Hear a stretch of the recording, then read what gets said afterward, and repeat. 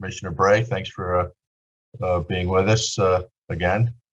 My question is a brief one, and we have spoken directly on the Tropical Storm Fred disaster that hits DeBen County back in August, and the denial of individual assistance aid by FEMA.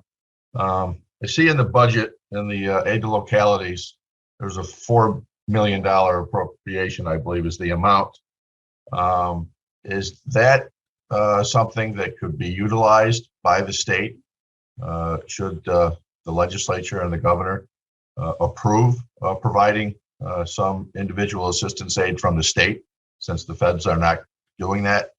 We have certainly a track record of past disasters where that type of assistance has been provided directly by the states. And I'm just wondering, from your perspective, where those funds could be found if approved for that, and where they should be in the budget if they're not in there right now for something like that.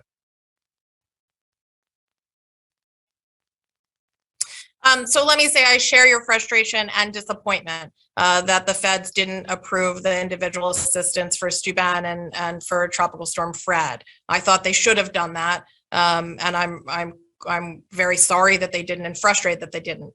DHSES does not have an appropriation at this time that could support state funding to replace that federal funding.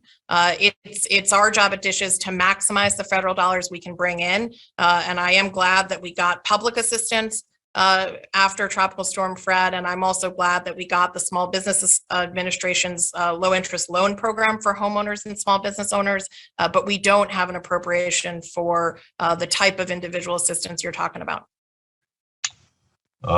Would that not be able to come out of that $4 million appropriation that's in the aid to localities if the governor chose to utilize it that way, or a portion of that?